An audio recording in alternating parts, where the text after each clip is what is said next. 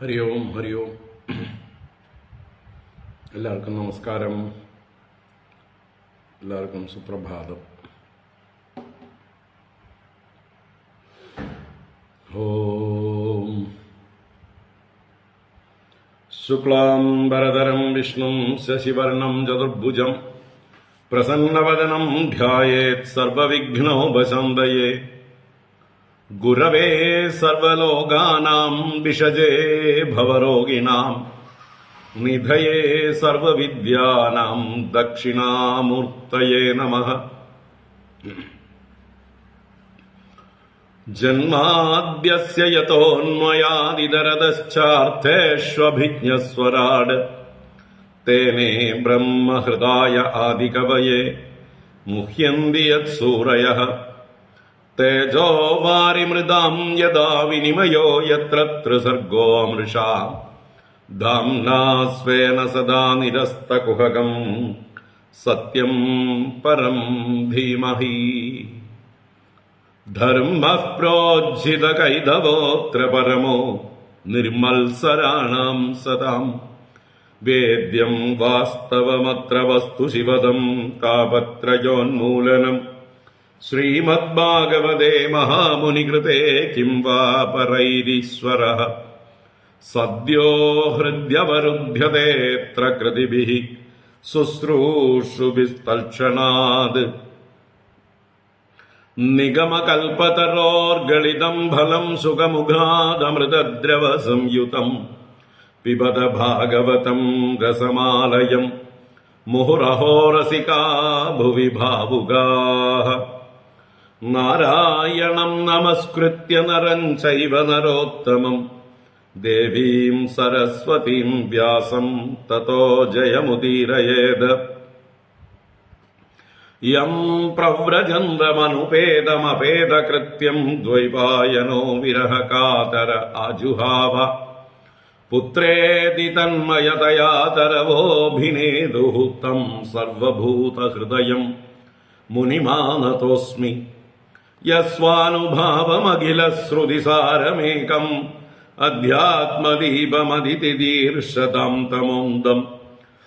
സംസാരിണാം കരുണയാഃ പുരാണഗുഹ്യം തം വ്യാസസൂനുമുപയാമി ഗുരും മുനീനാം. മൂകം കരോതി വാചാലം പങ്കും ലംഘയത്തെ ഗിരിം യത്കൃപാതമഹം വന്ദേ പരമാനന്ദമാധവം. യം ബ്രഹ്മാ വരുണേന്ദ്രരുദ്രമരുതഃ സ്തുന്വന്തി ദിവ്യൈസ്തവൈഃ വേദൈഃ സാംഗപദക്രമോപനിഷദൈഃ ഗായന്തി യം സാമഗാഃ. ധ്യാനാവസ്ഥിതതദ്ഗതേന മനസാ പശ്യന്തി യം യോഗിനോ യസ്യാന്തം ന വിദുഃ സുരാസുരഗണാഃ. ദേവായ തസ്മൈ നമഃ. കോമളം കൂജയൻ വേണും ശ്യാമളോയം കുമാരകഃ. വേദവേദ്യം പരം ബ്രഹ്മ ഭാസതാം പുരതോ മമ. ഭൂതൈർമഹദ്ഭിർയയിമാ പുരോ വിഭുഃ നിർമായസേദേയതമൂഷു പൂരുഷഃ. ഭുങ്ക്തേ ഗുണാൻ ഷോഡശ ഷോഡശാത്മകഃ സോലംകൃഷീഷ്ട ഭഗവാൻ വജാംസി മേ. സച്ചിദാനന്ദരൂപായ വിശ്വോത്പത്യാദിഹേതവേ താപത്രയ വിനാശായ ശ്രീകൃഷ്ണായ വയം നുമഃ. കൃഷ്ണായ വാസുദേവായ ഹരയേ പരമാത്മനേ പ്രണതക്ലേശനാശായ ഗോവിന്ദായ നമോ നമഃ. കൃഷ്ണായ വാസുദേവായ ദേവകീനന്ദനായ ച നന്ദഗോപകുമാരായ ഗോവിന്ദായ നമോ നമഃ. നമഃ പങ്കജനാഭായ നമഃ പങ്കജമാലിനേ നമഃ പങ്കജനേത്രായ നമസ്തേ പങ്കജാംഗ്രയേ. പീതാംബരം കരവിരാജിത ശംഖചക്രകൗമോദഗീ സരസിജം കരുണാസമുദ്രം രാധാസഹായമതിസുന്ദരമന്ദഹാസം വാതാലയേശമനിശം ഹൃദി ഭാവയാമി. വാതാലയേശമനിശം ഹൃദി ഭാവയാമി. നാരായണ. ഓം നമോ ഭഗവതേ വാസുദേവായ. ഓം നമോ നാരായണായ. ശ്രീ ഗുരുവായൂരപ്പാ ശരണം. ഓം നമഃ പരമഋഷിഭ്യോ നമഃ. പരമഋഷിഭ്യഃ ശ്രീ ഗുരുഭ്യോ നമഃ. ഹരി ഓം. ഹരി ഓം. എല്ലാവർക്കും ഒരിക്കൽ കൂടെ നമസ്കാരം. എല്ലാവർക്കും സുപ്രഭാതം, ശുഭദിനം. ശ്രീമദ് ഭാഗവത ജ്ഞാനഗംഗാ പ്രവാഹത്തിലേക്ക് സുസ്വാഗതം, സുസ്വാഗതം. ഭാഗവതം നവമസ്കന്ധം 21-ാം അധ്യായത്തിലേക്ക് നമ്മൾ പ്രവേശിക്കുകയാണ്. 21-ാം അധ്യായം പൂർവവംശചരിതം തുടരുകയാണ്. ഭരതന്റെ വംശം തുടരുകയാണ്. ആ ഭരതവംശത്തിൽ ജനിച്ച രന്തിദേവൻ എന്ന മഹാത്മാവിന്റെ കഥയാണ് ഈ അധ്യായത്തിൽ പ്രധാനമായിട്ടുള്ളത്. വളരെ ചുരുക്കിയാ പറഞ്ഞിട്ടുള്ളത്, എങ്കിലും വളരെ ഹൃദയസ്പർശിയായിട്ടുള്ള ഒരു മഹാഭക്തന്റെ കഥയാണ് രന്തിദേവന്റെ കഥ. നമുക്കെന്തായാലും ആദ്യം അധ്യായം വായിക്കാം. 21-ാം അധ്യായം. ഓം നമോ ഭഗവതേ വാസുദേവായ. അഥ ശ്രീമദ്ഭാഗവതേ നവമസ്കന്ധേ 21-തമോऽധ്യായഃ. ശ്രീശുക ഉവാച.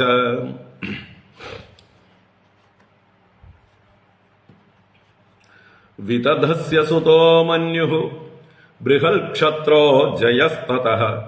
മഹാവീര്യോ നരോ ഗർഗഃ സംകൃതിസ്തു നരാത്മജഃ. ഗുരുശ്ച രന്തിദേവശ്ച സംകൃതേഃ പാണ്ഡുനന്ദന. രന്തിദേവസ്യ ഹി യശഃ ഇഹാമുത്ര ച ഗീയത്തെ. വിയദ്വിത്തസ്യ തതോ ലബ്ധം ലബ്ധം ബുഭുക്ഷതഃ. നിഷ്കിഞ്ചനസ്യ ധീരസ്യ സകുടുംബസ്യ സീതതഃ. വ്യതീയുർ 48 അഹാനി അപിപദഃ കില. ഘൃതപായസ സംയാവം തോയം പ്രാതരുപസ്ഥിതം. കൃത്സ്രപ്രാപ്ത കുടുംബസ്യ ക്ഷുത്രിഭ്യാം ജാതവേബദോഃ. അതിഥിർ ബ്രാഹ്മണ കാലേ ഭോക്തുകാമസ്യ ചാഗമത്. തസ്മൈ സംവ്യഭജത്സോന്നമാധൃത്യ ശ്രദ്ധയാന്വിതഃ. ഹരിം സർവത്ര സംപശ്യൻ സ ഭുക്ത്വാ പ്രയയൗ ദ്വിജഃ. അദാന്യോ ഭോക്ഷ്യമാണസ്യ വിഭക്തസ്യ മഹീപതേ. വിഭക്തം വ്യഭജത് തസ്മൈ വൃഷളായ ഹരിം സ്മരൻ. യാതേ ശൂദ്രേ തമന്യോഗാദതിഥി സ്വഭിരാവൃതഃ. രാജൻ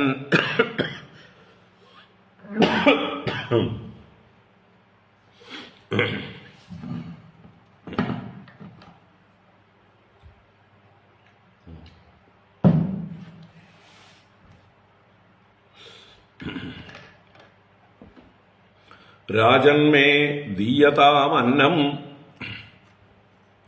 സഗണായ ബുഭുക്ഷത്തെ. സ ആദൃത്യാവശിഷ്ടം യദ്ബഹുമാന പുരസ്കൃതം.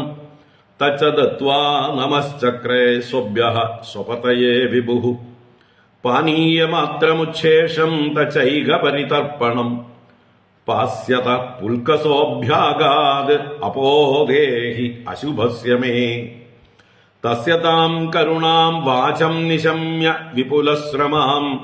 കൃപയാ വൃഷസന്തപ്തഃ ഇദമാഹാമൃതം വചഃ. ന കാമയേഹം ഗതിമീശ്വരാത് പരാം. അഷ്ടർദ്ധിയുക്താം അപുനർഭവം വാ. ആർത്തിം പ്രപദ്യേ കില ദേഹഭാജാം. അന്ധസ്ഥിതോ യേന ഭവന്ത്യ ദുഃഖാഃ. ക്ഷുത്രിശ്രമോ ഗാത്രപരിശ്രമശ്ച. ദൈന്യം ക്ലമഃ ശോകവിഷാദമോഹാഃ. സർവേ നിവൃത്താഃ കൃപണസ്യ ജന്തോഃ. ജിജീവിഷോർജീവജലാർപ്പണാന്മേ ഇതി പ്രഭാഷ്യ പാനീയം മ്രിയമാണഃ പിപാസയ പുൽക്കസായാദദാദ്ധീരോ നിസർഗകരുണോ നൃപഃ തസ്യ ത്രിഭുവനാദീശാഃ ഫലദാ ഫലമിച്ഛതാം ആത്മാനം ദർശയാൻ ചക്രുഃ മായാ വിഷ്ണുവിനിർമ്മിതാഃ സ വൈ തേഭ്യോ നമസ്കൃത്യ നിസ്സംഗോ വിഗതസ്പൃഹഃ വാസുദേവേ ഭഗവതി ഭക്ത്യാ ചക്രേ മനഃപരം ഈശ്വരാലംബനം ചിത്തം കുർവതോ അനന്യരാധസഃ മായാഗുണമയീ രാജൻ സ്വപ്നവത് പ്രത്യലീയത തൽപ്രസംഗാനുഭാവേന രന്തിദേവാനുവർത്തിനഃ അഭവൻ യോഗിനഃ സർവേ നാരായണപരായണാഃ ഗർഗാത് ശിനി തതോ ഗാർഗ്യഃ ക്ഷത്രാത് ബ്രഹ്മ ഹ്യവർത്തത ദുരിതക്ഷയോ മഹാവീര്യാത് തസ്യ ത്രയ്യാരുണി കവിഃ പുഷ്കരാരുണിരിത്യത്ര യേ ബ്രാഹ്മണഗതിം ഗതാഃ ബൃഹൽക്ഷത്രസ്യ പുത്രോഭൂത് ഹസ്തി യത് ഹസ്തിനാപുരം അജമീഡോ ദ്വിമീഡശ്ച പുരുമീഡശ്ച ഹസ്തിനഃ അജമീഡസ്യ വംശ്യാ സ്യുഃ പ്രിയമേധാദയോ ദ്വിജാഃ അജമീഡാത് ബൃഹദിഷുഃ തസ്യ പുത്രോ ബൃഹദ്ധനുഃ ബൃഹത്കായസ്തതസ്തസ്യ പുത്ര ആസീത് ജയദ്രഥഃ തൽസുതോ വിശദസ്തസ്യ സേനജിത് സമജായത രുചിരാശ്വോ ദൃഢഹനുഃ കാശ്യോ വത്സശ്ച തൽസുതാഃ രുചിരാശ്വസുതഃ പാരഃ പൃഥുസേനസ്തദാത്മജഃ പാരസ്യ തനയോ നീപഃ തസ്യ പുത്രശതം ത്വഭൂത് സ കൃത്വാം ശുകകന്യായാം ബ്രഹ്മദത്തമജീജനത് സ യോഗി ഗവിഭാര്യായാം വിശ്വക്സേനമദാത് സുതം ജൈഗീഷവ്യോപദേശേന യോഗതന്ത്രം ചകാരഃ ഉദക്സ്വനസ്തതഃ തതസ്തസ്മാത് ഭല്ലാദോ ബാർഹതീഷവാഃ യവീനരോ ദ്വിമീഡസ്യ കൃതിമാൻ തൽസുതസ്മൃതഃ നാംനാ സത്യധൃതിര്യസ്യ ദൃഢനേമിഃ സുപാർശ്വകൃത് സുപാർശ്വാത് സുമതിസ്തസ്യ പുത്രഃ സന്നദിമാൻസ്തതഃ കൃതിർഹിരണ്യനാഭാദ്യോ യോഗം പ്രാപ്യ ജഗൗ സ്മഷട്ട് സംഹിതാഃ പ്രാച്യസാംനാം വൈ നീപോ ഹി ഉഗ്രായുധസ്തതഃ തസ്യ ക്ഷേമ്യഃ സുവീരോദ സുവീരസ്യ രിപുഞ്ജയഃ തതോ ബഹുരഥോ നാമ പുരമീഡോപ്രജോഭവത് നളിന്യാം അജമീഡസ്യ നീലഃ ശാന്തിഃ സുതസ്തതഃ ശാന്തേഃ സുശാന്തിസ്തൽപുത്രഃ പുരുജോർക്കസ്തതോഭവത് ബർമ്യാശ്വഃ തനയസ്തസ്യ പഞ്ചാസന്മുദ്ഗലാദയഃ യവീനരോ ബൃഹദിഷുഃ കാംബില്യഃ സഞ്ജയഃ സുതാഃ ബർമ്യാശ്വഃ പ്രാഹ പുത്രാ മേ പഞ്ചാനാം രക്ഷണായ ഹി വിഷയാണാം അലം ഇമേ ഇതി പഞ്ചാലസംജ്ഞിതാഃ മുദ്ഗലാദ് ബ്രഹ്മനിർവൃത്തം ഗോത്രം മൗദ്ഗല്യസംജ്ഞിതം മിഥുനം മുദ്ഗലാദ് ബാർമ്യാദ് ദിവോദാസഃ പുമാനഭൂത അഹല്യാ കന്യകായസ്യാം ശതാനന്ദസ്തു ഗൗതമാത് തസ്യ സത്യധൃതിഃ പുത്രോ ധനുർവേദ വിശാരദഃ ശരദ്വാൻ തൽസുതോ യസ്മാദ് ഉർവശീ ദർശനാത് കില ശരസ്തംഭേ പതത് രേതോ മിഥുനം തദഭൂത് ശുഭം തൽ ദൃഷ്ട്വാ കൃപയാ ഗൃഹാത് ശന്തനുർമൃഗയാം ചരൻ കൃപകുമാരഃ കന്യാ ച ദ്രോണപത്ന്യഭവത് കൃപീ. ഹരി ഓം. ഇത് ശ്രീമദ്ഭാഗവതേ മഹാപുരാണേ പാരമഹംസ്യാം സംഹിതായാം നവമസ്കന്ധേ ഏകവിംശതിതമോऽധ്യായഃ. സർവത്ര ഗോവിന്ദനാമ സങ്കീർത്തനം. ഗോവിന്ദ ഗോവിന്ദ. നാരായണാഖില ഗുരോ ഭഗവൻ നമസ്തേ. നാരായണാഖില ഗുരോ ഭഗവൻ നമസ്തേ. നാരായണാഖില ഗുരോ ഭഗവൻ നമസ്തേ.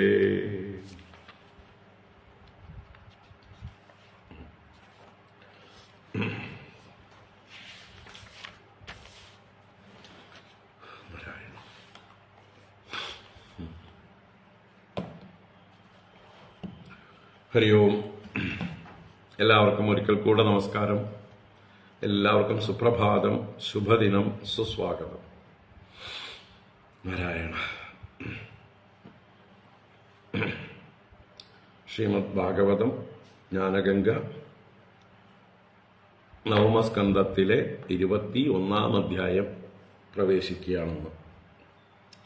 21-ാം അധ്യായം ഇപ്പോൾ വായിച്ചു. ഇന്നലെ പൂരുവംശം, അതിൽ പ്രത്യേകിച്ച് ദുഷ്യന്തപുത്രനായ ഭരതന്റെ മഹാത്മ്യമാണ് കൂടുതലായിട്ട് പറഞ്ഞത്. ഇപ്പോൾ ആ ഭരതന് ഉണ്ടായ പുത്രന്റെ, അഥവാ വളർത്തുപുത്രന്റെ, ദത്തുപുത്രന്റെ, ഭരതന് 9 പുത്രന്മാരുണ്ടായി എന്നും ആ 9 പേരെയും 3 ഭാര്യമാർ അവരുടേതല്ല എന്ന് ഭരതൻ പറഞ്ഞപ്പോൾ ശങ്ക കൊണ്ട്, ഭയപ്പെട്ടുകൊണ്ട് തങ്ങളെ ഉപേക്ഷിച്ചാലോ എന്ന് കരുതി ഭരതപത്നിമാർ 3 പേരും, അവർ 3 പേരും വിദർഭ രാജാവിന്റെ മക്കളായിരുന്നു. ആ 3 പേരും അവരുടെ 3 മക്കളെ വിഷം കൊടുത്ത് കൊന്നുകളഞ്ഞു. അങ്ങനെ അവര് ആ വംശം വിതതമായി, അഥവാ വ്യർത്ഥമായി, സന്തതികളില്ലാത്തതായി. അതിനുശേഷം മരുത്സോമം എന്നുള്ള യാഗം കൊണ്ട് മരുത്തുക്കളെ യജിച്ചപ്പോൾ മരുത്തുക്കൾ പ്രസന്നരായി ഒരു സന്തതിയെ കൊണ്ടുവന്ന് കൊടുത്തു. അത് ആരുടേതാണ്? ബൃഹസ്പതിയുടെ വീര്യത്തിൽ നിന്ന് ഉതഥ്യൻ എന്ന ബൃഹസ്പതിയുടെ സഹോദരന്റെ ഭാര്യയായ മമത എന്ന ദേവിക്ക് ജനിക്കാതെ ജനിച്ചതാണ്. കഥയൊക്കെ ഇന്നലെ വിസ്തരിച്ചു. അപ്പൊ അങ്ങനെ 2 പേരും ഈ കുട്ടിയെ വഹിക്കാൻ നിഷേധിച്ചപ്പോൾ ബൃഹസ്പതിയും ഉപേക്ഷിച്ചു, മമതയും ഉപേക്ഷിച്ചു. അപ്പോ ദേവന്മാര് ആ കുട്ടിയെ ഭരദ്വാജം എന്ന് 2 പേരോടും പറഞ്ഞതുകൊണ്ടാണ് ആ കുട്ടിക്ക് ഭരദ്വാജൻ എന്ന പേര് വന്നത് എന്നും പറഞ്ഞു. അല്ലെ, ദ്വാജം എന്ന് പറഞ്ഞാൽ 2 പേരിൽ നിന്ന് ജനിച്ചത്. അച്ഛന്റെ സ്ഥാനത്ത് 2 പേര്, ഉതഥ്യനും ബൃഹസ്പതിയും. അതുകൊണ്ട് ദ്വാജൻ. ആ ദ്വാജനെ ഭരിക്കാൻ, അഥവാ വഹിക്കാനായിട്ട് ദേവന്മാർ പറഞ്ഞതുകൊണ്ടാണ് ആ കുട്ടിക്ക് ഭരദ്വാജൻ എന്ന് പേര് പറഞ്ഞത്. പിന്നീട് ആ മരുത്തുക്കളാണ് ഈ ഭരദ്വാജനെ ഭരതന് വളർത്താനായിട്ട് കൊണ്ടുകൊടുത്തു, ദത്തായിട്ട് കൊടുത്തു. അങ്ങനെ ബ്രാഹ്മണനായ ബൃഹസ്പതിയുടെ പുത്രൻ, ബ്രാഹ്മണനായ ഉദഥ്യന്റെയും അവർ 2 പേരുടെയും പുത്രനായ ഭരദ്വാജൻ ക്ഷത്രിയനായ ഭരതന്റെ ദത്ത് പുത്രനായി തീർന്നു. അവന് വിതതൻ എന്ന പേരും വന്നു ചേർന്നു.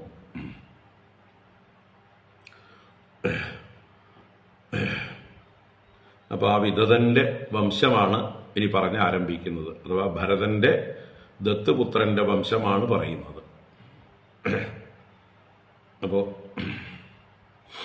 ഈ ഭരതന്റെ വംശത്തിലാണ് പിന്നെ എല്ലാ തോന്നിയവാസവും നടന്നത്. അല്ലെ, ഇത്രയും രാജധർമ്മത്തെ മുറുകെ പിടിക്കുന്ന മഹാനായ ഭരതൻ തന്റെ 9 സന്തതികളും രാജാക്കന്മാരാകാൻ യോഗ്യരല്ല എന്നുള്ള അർത്ഥത്തിൽ ഇവർ തന്റെ മക്കളല്ല എന്ന് പറഞ്ഞതേ ഉള്ളൂ. പക്ഷെ ഭാര്യമാര് അവരെ കൊന്നുകളഞ്ഞു.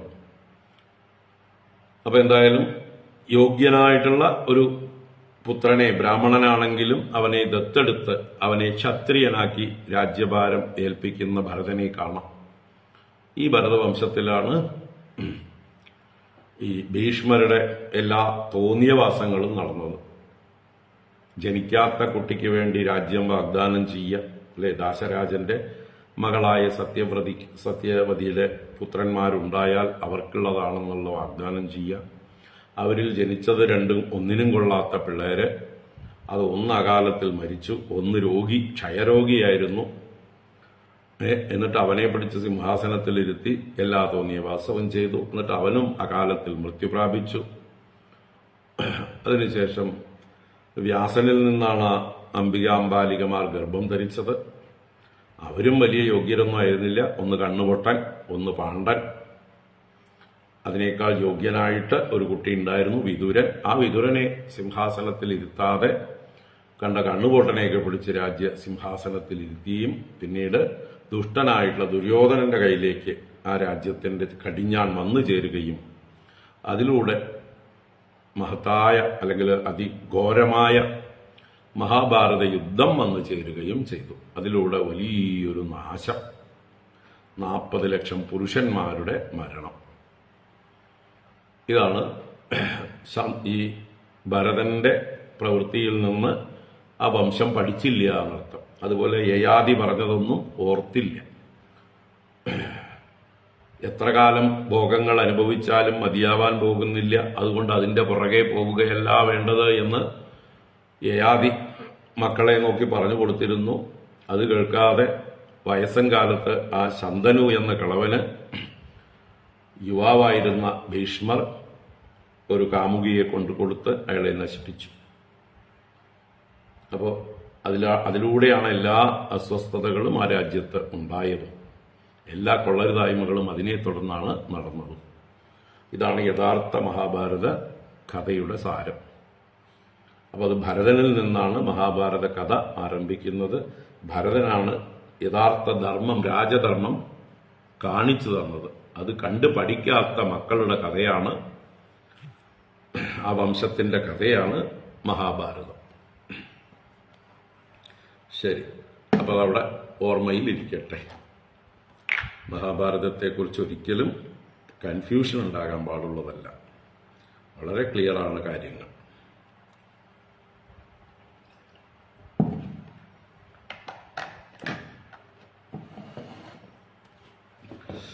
നാരായണ. നമുക്ക് വിദതന്റെ വംശം, ഭരതന്റെ പുത്രനായ, വളർത്തുപുത്രനായ വിദതന്റെ വംശത്തെക്കുറിച്ച് കാണാം. അതിൽ രന്തിദേവന്റെ കഥ കേൾക്കാം. ഓം നമോ ഭഗവതേ വാസുദേവായ. അഥ ശ്രീമദ്ഭാഗവതേ നവമസ്കന്ധേ ഏകവിംശതിതമോऽധ്യായഃ. ശ്രീശുക ഉവാച. വിതതസ്യ സുതോ മന്യുഃ ബൃഹൽക്ഷത്രോ ജയസ്തതഃ. മഹാവീര്യോ നരോ ഗർഗഃ സംകൃതിസ്തു നരാത്മജഃ.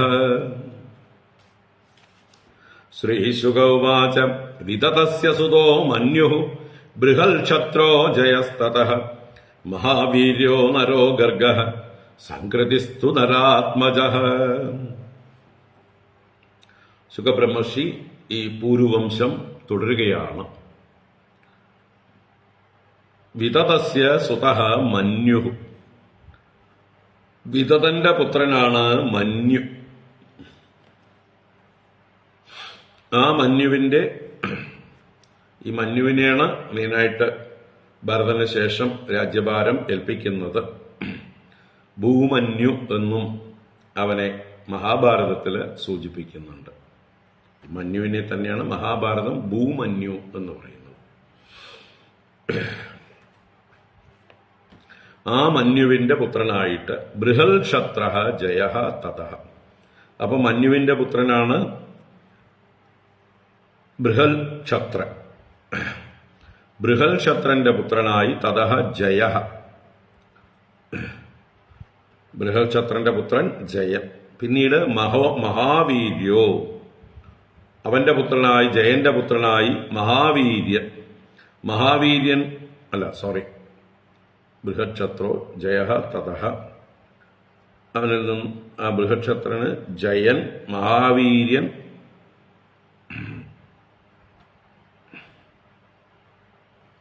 നരൻ, ഗർഗ.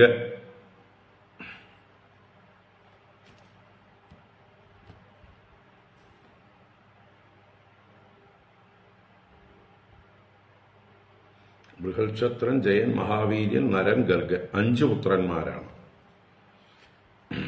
ബൃഹക്ഷത്രന്റെ പുത്രന്മാരായിട്ട് ജയൻ, മഹാവീര്യൻ, നരൻ, ഗർഗ.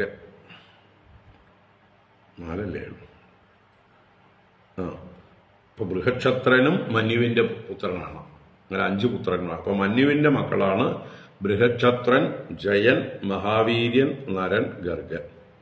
ഇങ്ങനെ 5 കണക്കാക്കണം. അതിൽ 4ാമത് പറഞ്ഞ നരന്റെ പുത്രനായിട്ട് സംകൃതിസ്തു നരാത്മജഃ. സംകൃതി നരാത്മജൻ. അങ്ങനെ നരന്റെ പുത്രനായിട്ട് സംകൃതി ഉണ്ടായി. ഇനി ആ സംകൃതിയുടെ പുത്രന്മാര് ആരൊക്കെയാന്ന് പറയുകയാണ്. ഗുരുശ്ച രന്തിദേവശ്ച സംകൃതേഹേ പാണ്ഡുനന്ദന രന്തിദേവസ്യ ഹി യശഃ ഇഹാമുത്ര ച ഗീയതേ. ഗുരുശ്ച രന്തിദേവശ്ച സംകൃതേഹേ പാണ്ഡുനന്ദന രന്തിദേവസ്യ ഹി യശഃ ഇഹാമുത്ര ച ഗീയതേ. സംകൃതേഹേ ഗുരുഹു ച. സംകൃതിയിൽ നിന്നാണ് ഗുരുദേവനും ഗുരു എന്ന് പറയുന്ന ആളും രന്തിദേവഹ ച. രന്തിദേവന് 2 പുത്രന്മാരുണ്ടായി. പാണ്ഡുനന്ദന, അല്ലയോ പരീക്ഷത്ത് രാജാവേ. രന്തിദേവസ്യ ഹി യശഃ ഇഹ അമുത്ര ച ഗീയത്തെ. ഈ രന്തിദേവന്റെ യശസ്, അദ്ദേഹത്തിന്റെ കീർത്തി, ഇഹ എന്ന് പറഞ്ഞാൽ ഈ ഭൂമിയിൽ, ഈ ലോകത്തും, അമുത്ര എന്ന് പറഞ്ഞാൽ പരലോകങ്ങളിലും സ്വർഗാദി ലോകങ്ങളിലും ഗീയതെ ഗാനം ചെയ്യപ്പെടുന്നു, കീർത്തിക്കപ്പെടുന്നു എന്നർത്ഥം. അപ്പൊ എല്ലാ ലോകങ്ങളിലും കീർത്തി കേട്ട ആളാണ് രന്തിദേവൻ. എങ്ങനെയാണ് അദ്ദേഹം കീർത്തി കേട്ടത് വെച്ചാൽ ദാനം കൊണ്ട് കീർത്തി കേട്ട ആളാണ്. ദാനം ചെയ്തവരിൽ ഒന്നാമനായിട്ട് വേണമെങ്കിൽ രന്തിദേവനെ പറയാം. അതാണ് അദ്ദേഹത്തിന്റെ കീർത്തി. അദ്ദേഹത്തിന്റെ കഥ പറയണം. രന്തിദേവന്റെ കഥ ആരംഭിക്കണം. വിയദ്വിത്തസ്യ ദദതോ ലബ്ധം ലബ്ധം ബുഭുക്ഷതഃ നിഷ്കിഞ്ചനസ്യ ധീരസ്യ സകുടുംബസ്യ സ്വീദതഃ വ്യതീയുഃ 48 അപിബത കില ഘൃതപായസ സംയാവം തോയം പ്രാതരുപസ്ഥിതം കൃത്സ്രപ്രാപ്ത കുടുംബസ്യ ക്ഷുത്രിഭ്യാം ജാതവേപദോഃ അതിഥിർബ്രാഹ്മണ കാലേ ഭോക്തുകാമസ്യ ച ആഗമത്. വിയദ്വിത്തസ്യ തതോ ലബ്ധം ലബ്ധം ബുഭുക്ഷതഃ നിഷ്കിഞ്ചനസ്യ ധീരസ്യ സകുടുംബസ്യ സീദതഃ വ്യതീയുർ 48 അപിബതഃ കില ഘൃതപായസ സംയാവം തോയം പ്രാതരുപസ്ഥിതം കൃത്സ്രപ്രാപ്ത കുടുംബസ്യ ക്ഷുത്രിഭ്യാം ജാതവേപദോഃ അതിഥിർബ്രാഹ്മണ കാലേ ഭോക്തുകാമസ്യ ചാഗമത്. അപ്പോ ലബ്ധം ലബ്ധം ദദതഃ, അതാണ് ലബ്ധം ലബ്ധം ദദതഃ എന്ന് പറഞ്ഞാലോ, ലഭിച്ചതിനെ ലഭിച്ചതിനെ ദാനം ചെയ്യുന്നവനാണ് ആര്? ഈ പറഞ്ഞ രന്തിദേവൻ, കഥാനായകൻ. അതുകൊണ്ട് തന്നെ വിയദ്വിത്തസ്യ,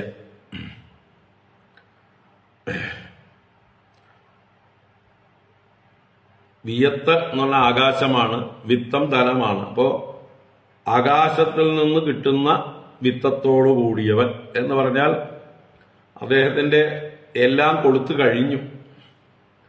കൊടുത്തു കഴിഞ്ഞിട്ട് പിന്നെയും യദൃച്ഛയ എവിടുന്നെങ്കിലും എങ്ങനെയെങ്കിലും വന്നു ചേരുന്നതിനാണ് അവിടെ വിയത് വിത്തം എന്ന് പറയുന്നത്. ആകാശത്തുനിന്ന് വന്നു ചേരുന്നത്, യദൃച്ഛയ വന്നു ചേരുന്നത്. അതിനെ പോലും ലബ്ധം ലബ്ധം ദതതഃ. അപ്പൊ ഒന്നുമില്ല, മുമ്പേ തന്നെ എല്ലാം ദാനം ചെയ്ത് സകലതും കഴിഞ്ഞു. ഇനി അന്നാള് കിട്ടുന്നതിനെ പോലും ദാനം ചെയ്യണം. എന്ത് കിട്ടിയാലും ദാനം ചെയ്യല് അദ്ദേഹത്തിന്റെ സ്വഭാവം. അതാണ് വിയദ്വിത്തസ്യ ലബ്ധം ലബ്ധം ദതതഃ. അദ്ദേഹം ബുഭുക്ഷതഃ, ബുഭുക്ഷ എന്ന് പറഞ്ഞാൽ ഭോക്തുമിച്ച, വിശപ്പുള്ളവൻ, ഭക്ഷണം കഴിക്കാൻ ആഗ്രഹമുള്ളവൻ, നല്ല ബുഭുക്ഷയുള്ളവൻ. അപ്പൊ അദ്ദേഹം ഒറ്റയ്ക്കുമല്ല, അദ്ദേഹം ആരൊക്കെയാണ്? നിഷ്കിഞ്ചനസ്യ ധീരസ്യ സകുടുംബസ്യ സീതതഃ, കുടുംബത്തോടുകൂടിയവനാണ്. ഭാര്യാമക്കളൊക്കെ ഉള്ള ആളാണ്. സകുടുംബസ്യ നിഷ്കിഞ്ചനസ്യ, ഒന്നും സ്വന്തമായിട്ട്, കിഞ്ചനനാസ്തി, ഒന്നും സ്വന്തമായിട്ടില്ലാത്തവനും കുടുംബത്തോടുകൂടിയവനും. സീതതഃ എന്ന തളർന്നവൻ, എല്ലാം കൊണ്ട് ശാരീരികമായും ധനപരമായും ഒക്കെ തളർന്നവനാണ് സീതതഃ. അപിബതഃ, അപി എന്ന് പറയുന്നുണ്ട്. അപിബതഃ എന്ന് പറഞ്ഞാൽ വെള്ളം പോലും കുടിക്കാത്തവൻ. വെള്ളം കിട്ടിയാൽ പോലും മറ്റുള്ളവർക്ക് ദാനം ചെയ്യും. അങ്ങനെ തനിക്ക് വേണ്ടി വെള്ളം പോലും കുടിക്കാത്തവനും. ധീരസ്യതസ്യ, എന്നാൽ ധീരനുമായ അദ്ദേഹത്തിന്, വളരെ ധീരനാണ്. ഭക്ഷണം കഴിച്ചില്ല എന്ന് പറഞ്ഞിട്ട് അതിനെക്കുറിച്ച് ആവലാതിയൊന്നും ഇല്ല. വന്നത് അപ്പപ്പോ ആര് വന്നാലും കൊടുത്തു കളയും. വെള്ളം കുടിക്കാൻ പോലും തനിക്ക് വേണ്ടി എടുത്തു വെക്കില്ല. അപ്പൊ അതിനൊരു ധീരത തന്നെ വേണം. നല്ല ധൈര്യം വേണം. എൻ്റെ ശരീരം അത് പ്രാരബ്ധം കൊണ്ടുണ്ടായതാണ്, അത് ഈശ്വരൻ നിലനിർത്തിക്കോളും, അതിന്റെ പ്രാരബ്ധം അതിനെ നിലനിർത്തിക്കോളും എന്നുള്ള ധൈര്യം തന്നെയാണ്, ബുദ്ധിയുടെ ഉറപ്പ് തന്നെയാണ് ധൈര്യം. അപ്പൊ അങ്ങനെ ധീരസ്യ സകുടുംബസ്യ സീതതഃ എന്ത് സംഭവിച്ചു? അങ്ങനെ കഴിച്ചു കൂട്ടുന്ന അദ്ദേഹത്തിന് വ്യതീയുഹു 48 അഹാനി അപിവിതഃ, വെള്ളം പോലും കുടിക്കാത്ത അപിപതഃ അദ്ദേഹത്തിന് 48 അഹാനി വ്യതീയുഹു. 48 ചത്വാരിംശത് 40 8 8 അപ്പൊ 8 40 48 48 അഹാനി എന്ന് പറഞ്ഞാൽ ദിവസങ്ങൾ. അത് വ്യതീയുഹു എന്ന് പറഞ്ഞാൽ വിശേഷേണ അതീയുഹു, അതിക്രമിച്ചു, കടന്നുപോയി. 48 ദിവസം അദ്ദേഹം ഭക്ഷണമോ വെള്ളമോ ഇല്ലാതെ കഴിച്ചുകൂട്ടി എന്നർത്ഥം. അപ്പോ എന്താ പറയാ, നമുക്ക് ധൈര്യം ഉണ്ടെങ്കിൽ 48 ദിവസമൊക്കെ സുഖമായിട്ട് ഭക്ഷണം കഴിക്കാതിരിക്കാം, അല്ലേ? നമ്മള് ധൈര്യമില്ലായ്മ കൊണ്ടാണ് 3 നേരവും ഭക്ഷണത്തിന്റെ മുമ്പിലേക്ക് ഓടുന്നത്. നമ്മുടെ മാനസിക വിശപ്പാണ്, നമ്മുടെ ശരീരത്തിന്റെ വിശപ്പല്ല, യഥാർത്ഥത്തില് മനസ്സിന്റെ വിശപ്പാണ് എന്ന് പറയാ. നമ്മൾ ശീലമായി, ഓരോ നേരവും കഴിച്ച് ശീലമായതുകൊണ്ട് അതാത് നേരം കഴിക്കാതായാൽ നമുക്ക് ക്ഷീണമാവും. ചിലപ്പം ആ ആങ്സൈറ്റി കൊണ്ട്, ഭയപ്പാട് കൊണ്ട് നമ്മൾ ചിലപ്പോൾ ബോധം കെട്ട് വീഴും. അപ്പൊ എന്തായാലും 48 അഹാനി വ്യതീയുഹു, 48 ദിവസങ്ങൾ കടന്നുപോയി. അങ്ങനെ ഇരിക്കെ 48ാമത്തെ ദിവസം അദ്ദേഹത്തിന് കിട്ടിയതാണ് ഘൃതപായസ സംയാവം തോയം പ്രാതഃ ഉപസ്ഥിതം. അങ്ങനെ ഇരിക്കെ അദ്ദേഹത്തിന് ആ കാലത്ത് കാലയെ ഘൃതപായസ സംയാവം തോയം, ഘൃതം നെയ്യ്, പായസം തന്നെ, സംയാവം യവം കൊണ്ടുള്ളതായിട്ടുള്ള കഞ്ഞി പോലെയുള്ള ഒരു സാധനം, തോയം എന്ന് പറഞ്ഞാൽ വെള്ളം. അപ്പൊ നെയ്യ്, അല്പം പായസം, അല്പം സംയാവം എന്ന് പറയുന്ന യവം കൊണ്ടുള്ള കഞ്ഞി പോലെയുള്ള ഒരു വസ്തു, അല്പം ജലം, ഇതൊക്കെ അദ്ദേഹത്തിന് എവിടുന്നോ യാദൃച്ഛികമായിട്ട് ലഭിച്ചു, ഈശ്വരവശാൽ വന്നു ചേർന്നു, പ്രാരബ്ധം. അപ്പൊ കാലേ ആ ദിവസം അങ്ങനെ ഘൃതപായസ സംയാവം തോയം പ്രാതഃ ഉപസ്ഥിതൻ, രാവിലെ നേരത്തെ കിട്ടി. അദ്ദേഹം കൃച്ഛ്രപ്രാപ്ത കുടുംബസ്യ ക്ഷുത്രിഭ്യാം ജാതവേപതോഹോ അതിഥിർബ്രാഹ്മണകാലേ ഭോക്തുകാമസ്യ ച ആഗമത്. അങ്ങനെ കൃച്ഛ്രപ്രാപ്ത കുടുംബസ്യ എന്ന് പറയുന്നുണ്ട്, വിശപ്പും ദാഹവും കൊണ്ട് സങ്കടത്തിൽപ്പെട്ടിരിക്കുന്ന കുടുംബം ആണ്, ക്ലേശത്തെ പ്രാപിച്ചിരിക്കുന്ന കുടുംബം.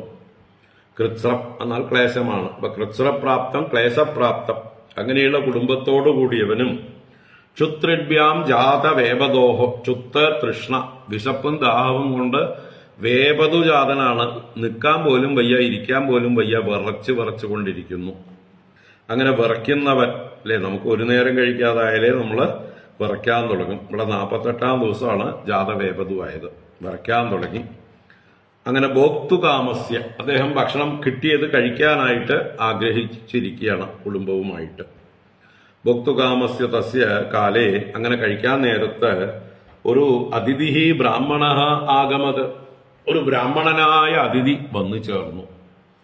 അദ്ദേഹം കഴിക്കാൻ പുറപ്പെടുമ്പോൾ അദ്ദേഹത്തിന്റെ ഗൃഹത്തിലേക്ക് ഒരു ബ്രാഹ്മണൻ അതിഥിയായിട്ട് വന്നു ചേർന്നു എന്നാണ് കഥ ആരംഭിക്കുന്നത്. തസ്മൈ സംവ്യഭജത്സോന്നം ആദൃത്യ ശ്രദ്ധയാന്വിതഃ ഹരിം സർവത്ര സംപശ്യൻ സ ഭുക്ത്വാ പ്രയയൗ ദ്വിജഃ. തസ്മൈ സംവ്യഭജത്സോന്നം ആദൃത്യ ശ്രദ്ധയാന്വിതഃ ഹരിം സർവത്ര സംപശ്യൻ സ ഭുക്ത്വാ പ്രയയൗ ദ്വിജഃ. സഹ ശ്രദ്ധയാന്വിതഃ, ഈ രന്തിദേവൻ വളരെ ശ്രദ്ധയോടെ ഭക്തിയോടെ, അതിഥി ദേവോഭവ, അതിഥി ഈശ്വരൻ തന്നെയാണെന്നുള്ള ഭാവേന ശ്രദ്ധയോടുകൂടിയവനായിട്ട്, ആദൃത്യ ആദരവോടുകൂടിയവനായിട്ട്, ആദരിച്ചിട്ട് പൂജാദികൾ ചെയ്ത് എന്ത് ചെയ്തു? തസ്മൈ അന്നം സംവ്യഭജത്, തസ്മൈ ആ വന്ന ആഗതായ ബ്രാഹ്മണായ എന്നർത്ഥം. വന്നു ചേർന്ന ബ്രാഹ്മണനായിക്കൊണ്ട് അന്നം സംവ്യഭജത്, അന്നത്തെ വേണ്ട പോലെ വിഭജിച്ചു കൊടുത്തു. പായസാദി പദാർത്ഥങ്ങളെ അദ്ദേഹത്തിന് പങ്കിട്ടു കൊടുത്തു. ഹരിം സർവത്ര സമ്പശ്യൻ. എങ്ങനെയാണ് കൊടുത്തത്? ഹരിം സർവത്ര സമ്പശ്യൻ. ശ്രീഹരിയെ എല്ലായിടത്തും കാണുന്നവനാണ് ആര്? ഈ രന്തിദേവൻ. അപ്പൊ ബ്രാഹ്മണനിലും ആ രന്തിദേവൻ ഹരിയെ കണ്ടു. തന്റെ അതിഥിയായി വന്ന ബ്രാഹ്മണനിൽ ശ്രീഹരിയെ, വിഷ്ണുവിനെ കണ്ടു. വിഷ്ണു തന്നെ പല പ്രാവശ്യം പറഞ്ഞിട്ടുണ്ട്, എനിക്ക് അഗ്നിയിൽ ഹോമിക്കുന്നതിനേക്കാൾ വിശന്നു വരുന്ന ബ്രാഹ്മണരുടെ വായിൽ ഊട്ടുന്നതാണ് രുചികരമായി ഞാൻ സ്വീകരിക്കുക. അപ്പൊ അതൊക്കെ ഓർമ്മയുള്ള ആളാണ്, നമ്മളെപ്പോലെ ഓർമ്മയില്ലാത്ത ആളല്ല. ഭാഗവതം പഠിക്കും, അത് അതിന്റെ പാട്ടിലിരിക്കട്ടെ, ബാക്കി എന്റെ പ്രവൃത്തിയും ഭാഗവതമായിട്ട് യാതൊരു ബന്ധവുമില്ല എന്നുള്ള നമ്മളെ പോലെയല്ല, അല്ലെ? നമ്മളല്ല. മൊത്തത്തിലുള്ള ഭാഗവതം പഠിക്കുന്ന ആൾക്കാരൊക്കെ നന്നായിരുന്നെങ്കിൽ ഈ ലോകം എത്ര നന്നായേനെ.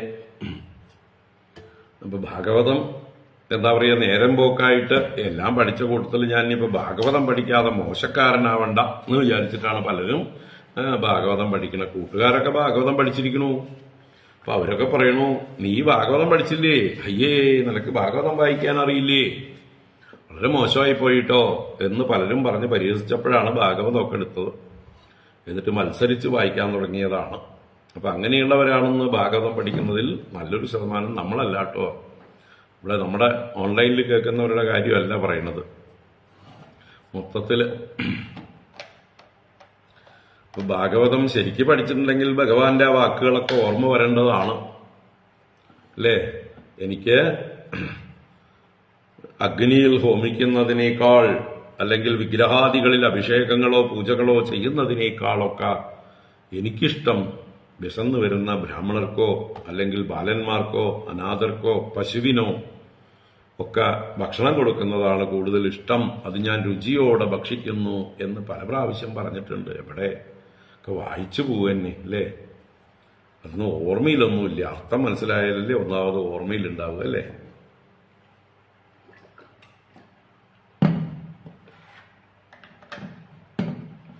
ഇരിക്കട്ടെ, അങ്ങനെയൊക്കെ അങ്ങോട്ട് പോവാ.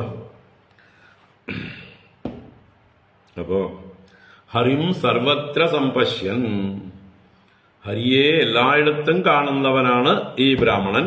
അദ്ദേഹം ഈ രന്തിദേവൻ.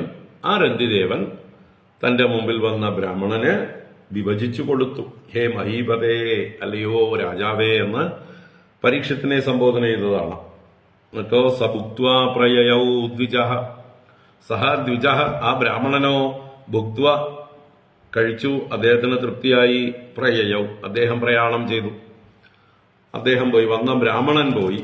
ഇനി എന്ത് സംഭവിച്ചു? ഇനിയും ബാക്കിയുള്ളത് ഭുജിക്കാമെന്ന് രന്തിദേവനും കുടുംബവും കരുതിയിരിക്കുമ്പോഴാണതാ അതാ അന്യോ ഭോക്ഷ്യമാണസ്യ വിഭക്തസ്യ മഹീപതേ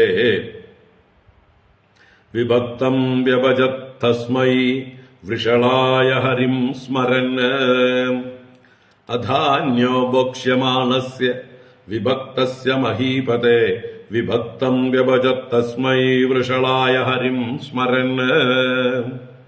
അല്ലയോ മഹീപതേ, അല്ലയോ രാജാവേ, പരീക്ഷിത്തേ, അങ്ങനെ വിഭക്തസ്യ ഭോക്ഷ്യമാണസ്യ, ഇങ്ങനെ ബാക്കി വിഭജിച്ചതിന്റെ ബാക്കി, ബ്രാഹ്മണത്തിന് കൊടുത്തതിന്റെ ബാക്കി ഭുജിക്കാനായിട്ട് ആരംഭിക്കുകയാണ് രന്തിദേവനും കുടുംബവും.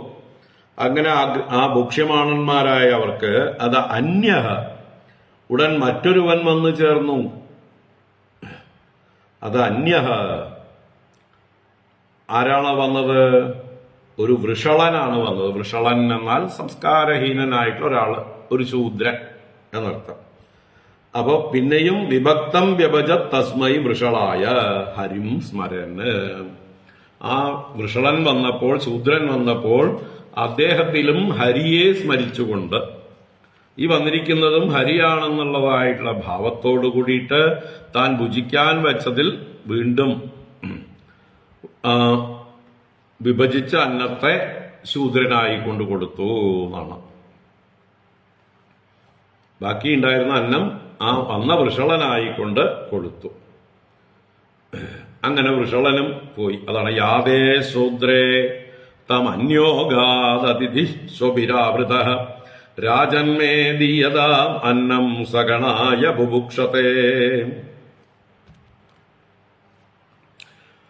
യാതേ ശൂദ്രേ തമന്യോഗാദ് അതിഥി സ്വഭിരാവൃത രാജന്മേ ദീയതാം അന്നം സഗണായ ബുഭുക്ഷത്തെ.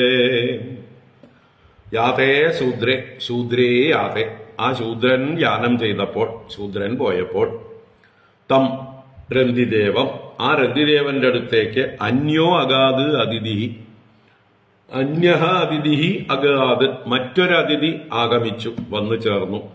എങ്ങനെ വന്നു? ശോഭിഹി ആവൃത, നായ്ക്കളാൽ ചുറ്റപ്പെട്ടവനായിട്ട്. അപ്പൊ കുറെ നായ്ക്കളും കൂടെയുള്ള ഒരു ചണ്ടാളനാണ് വന്നത്. അതാണ് നായ്ക്കളോടുകൂടി മറ്റൊരു അതിഥി വന്നു ചേർന്നു. അദ്ദേഹം വന്ന് പറഞ്ഞു, രാജന്മേ ദീയതാം അന്നം സഗണായ ബുഭുക്ഷത്തെ. ഹേ രാജൻ, അല്ലയോ രന്തിദേവനാകുന്ന രാജാവേ, മേ ദീയതാം അന്നം, എനിക്ക് അന്നം നൽകിയാലും, എനിക്ക് ഒറ്റയ്ക്കല്ല, സഗണായ, ഗണത്തോടുകൂടിയവനായ, ഈ ശ്വാക്കളുടെ ഗണത്തോടുകൂടിയവനായ എനിക്ക് ബുഭുക്ഷത്തെ, ഞാൻ ബുഭുക്ഷുവാണ്, വിശക്കുന്നവനാണ്, ഭക്ഷണം കഴിക്കാൻ ആഗ്രഹിക്കുന്നവനാണ്. അങ്ങനെ ബുഭുക്ഷയുള്ളവനായ എനിക്ക് എന്റെ ഗണങ്ങളോടുകൂടിയുള്ളവർക്ക് എല്ലാവർക്കും, ആ നായ്ക്കൾക്കും കൂടിയുള്ള അന്നത്തെ ദീയതാം എന്ന് ഈ വന്ന നായ്ക്കളോടുകൂടി വന്ന അതിഥി പ്രാർത്ഥിച്ചു. സ ആദൃത്യ അവശിഷ്ടം യത് ബഹുമാന പുരസ്കൃതം തച്ച ദത്വാ നമശ്ചക്രേ സ്വഭ്യഃ സ്വപതയേ വിഭുഃ. സ ആദൃത്യ അവശിഷ്ടം യത് ബഹുമാന പുരസ്കൃതം തച്ച ദത്വാ നമശ്ചക്രേ സ്വഭ്യഃ സ്വപതയേ വിഭുഃ. ആ വിഭു എന്നുള്ളത് രന്തിദേവനെ കുറിച്ചാണ് പറയുന്നത്. ധീരനായിട്ടുള്ള ശക്തനായിട്ടുള്ള രന്തിദേവൻ സഹ ആ ആദൃത്യ, ആ വന്ന നായ്ക്കളോടുകൂടി വന്ന ചണ്ടാളനെയും ആദരിച്ച്, അവശിഷ്ടം യത് തച്ച ബഹുമാന പുരസ്കൃതം ദത്വ, അവശിഷ്ടം യത് എന്ന് വെച്ചാൽ മുമ്പ് ശൂദ്രന് കൊടുത്ത് പങ്കിട്ട് കൊടുത്തതിൽ ബാക്കി എന്തൊക്കെ ഉണ്ടായിരുന്നു, ആ അവശിഷ്ടത്തെ ബഹുമാന പുരസ്കൃതം, ബഹുമാനത്തോടുകൂടി വന്നത് അതിഥിയെ ഈശ്വരനായി തന്നെ, ഹരിയായി തന്നെ കണ്ടുകൊണ്ട് ബഹുമാനിച്ചുകൊണ്ട് ദത്വ അവന് കൊടുത്തു. എന്നിട്ടോ ശോഭ്യ സ്വപതയേച്ച വിഭുഹു നമശ്ചക്രേ, ആ വന്നു ചേർന്ന ശോഭ്യ നായ്ക്കൾക്കും, സ്വപതയെ നായിന്റെ ഉടമസ്ഥനായ നാഥനായ ആ വന്ന ചണ്ടാളനും നമശ്ചക്രേ നമസ്കാരത്തെ ചെയ്തു. അപ്പോ അതിഥിക്ക് ഈശ്വരനാണെന്ന് കണ്ട് തന്റെ മുമ്പിൽ നിൽക്കുന്ന ആ ചണ്ടാളനും ചണ്ടാളന്റെ കൂടെയുള്ള നായ്ക്കൾക്കും ഉള്ള അന്നത്തെ പങ്കിട്ടുകൊടുത്ത് അവരെ ഒരു നമസ്കാരവും ചെയ്തു. സാധൃത്യ അവശിഷ്ടം യത് ബഹുമാന പുരസ്കൃതം തച്ച ദത്വാ നമശ്ചക്രേ സ്വഭ്യഃ സ്വപതയേ വിഭുഃ.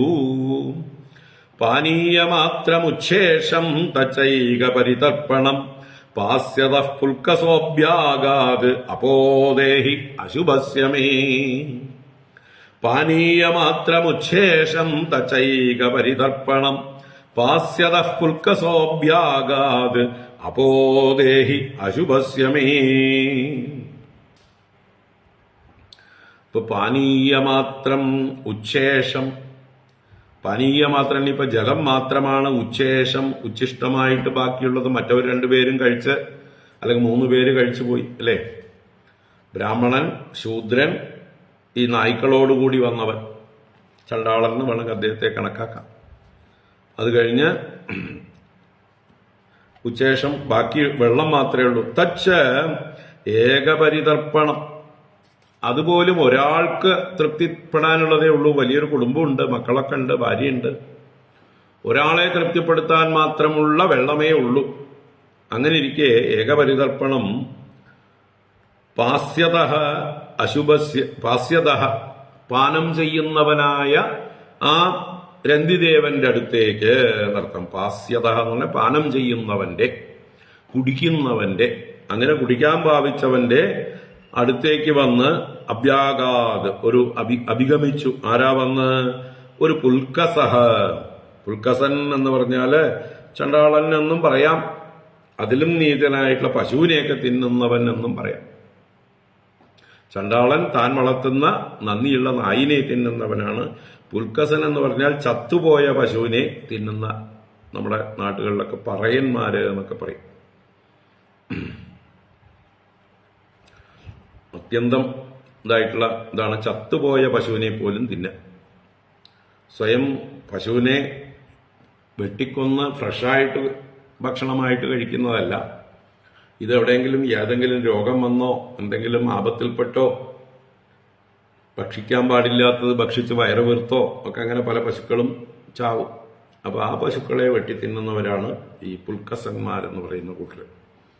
അപ്പൊ അങ്ങനെയുള്ളൊരു ആളാണ് വന്നു ചേർന്ന ഒരു പറയൻ എന്ന് പറയാം. അങ്ങനെ ആ വന്ന പുൽക്കസഹ അഭ്യാഗാത് അഭിഗമിച്ചു. എന്നിട്ടോ അദ്ദേഹം എന്താ പറഞ്ഞത്? അപോദേഹി, ആർക്ക്?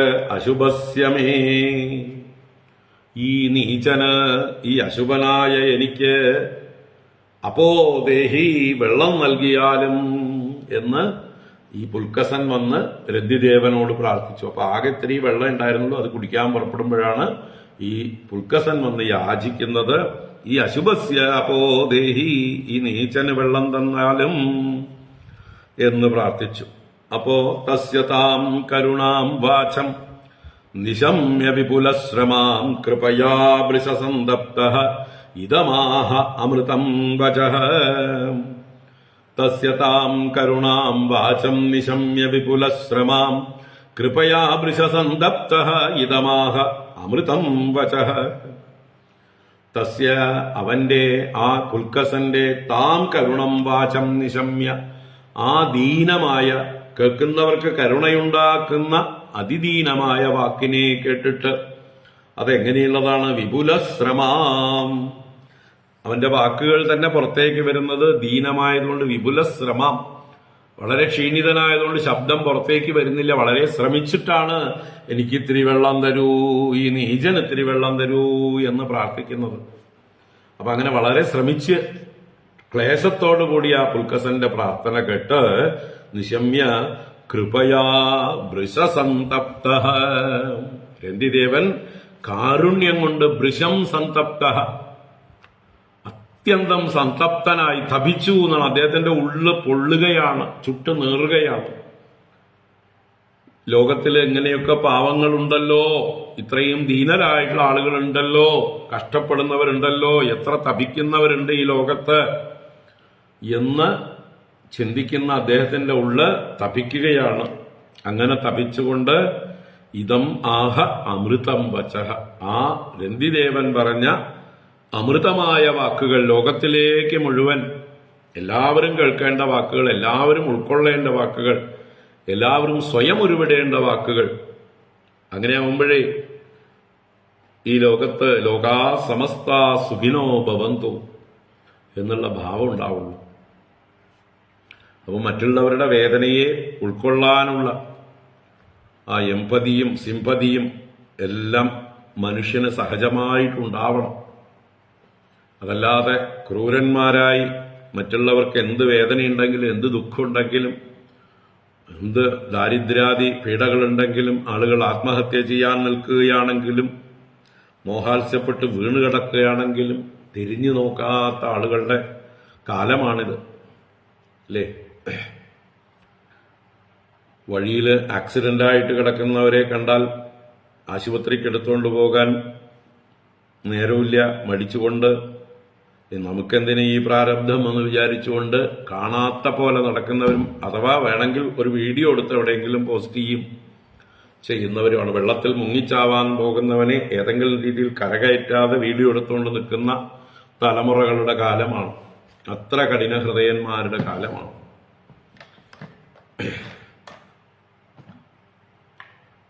അപ്പോ എന്താ പറയുക, അങ്ങനെയുള്ളവരൊക്കെ കേൾക്കേണ്ട അമൃതമായ വാക്കുകളാണ് ഇദ്ദേഹം കരുണ കൊണ്ട് കൃപയാ വൃഷസന്തപ്ത ഇതമാഹ അമൃതം വചഃ.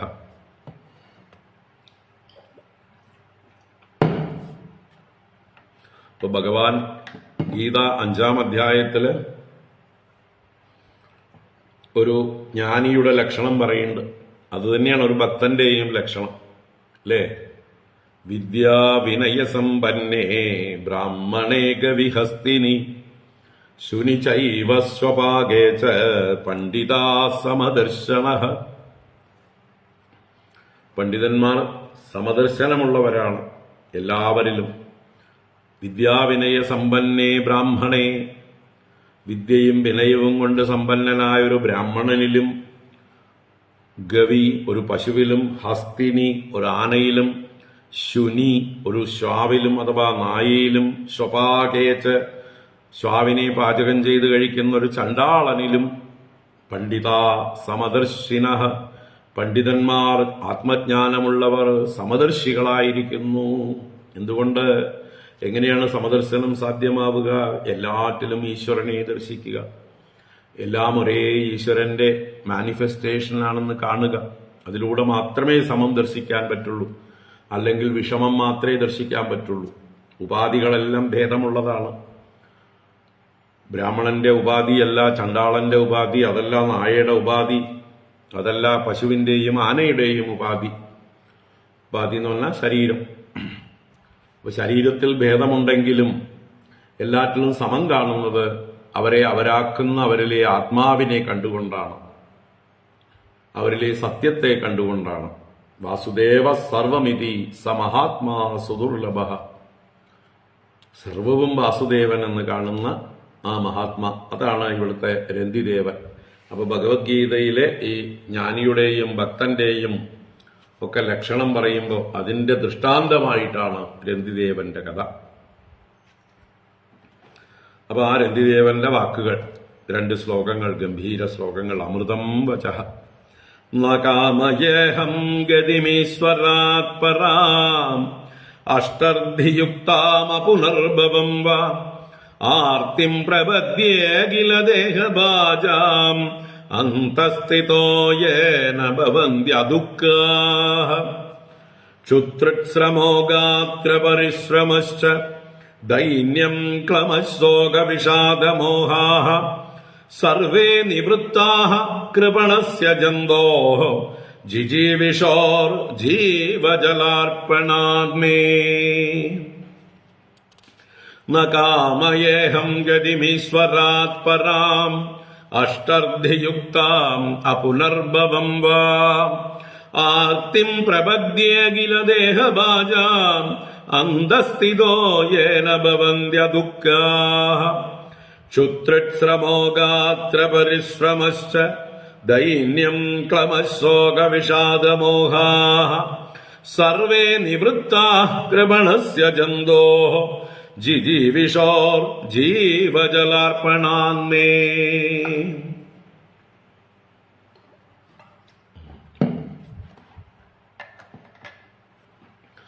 അപ്പൊ രന്തിദേവൻ പാടിയ അല്ലെങ്കിൽ പറഞ്ഞ അമൃതവാക്കുകൾ 2 ശ്ലോകം. ന കാമയേഹം ഗതിമീശ്വരാത് പരാം. അഹം ന കാമയേ, ഞാൻ ആഗ്രഹിക്കുന്നില്ല. ആരിൽ നിന്ന്? ഈശ്വരാത്, ഈശ്വരനിൽ നിന്ന്. എന്തിനെ കാമിക്കുന്നില്ല?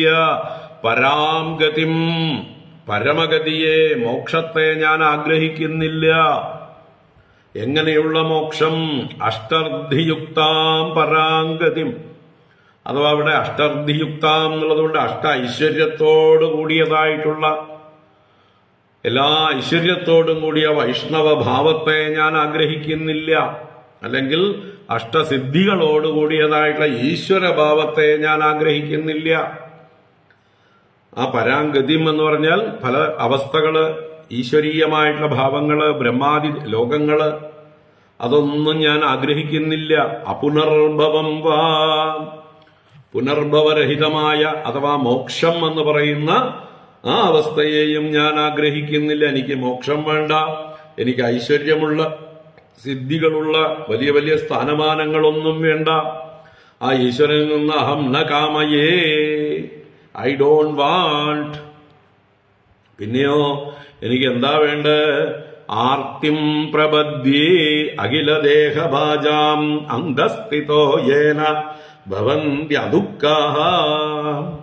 അഖിലദേഹഭാജാം ആർത്തിം അഹം പ്രപദ്യേ.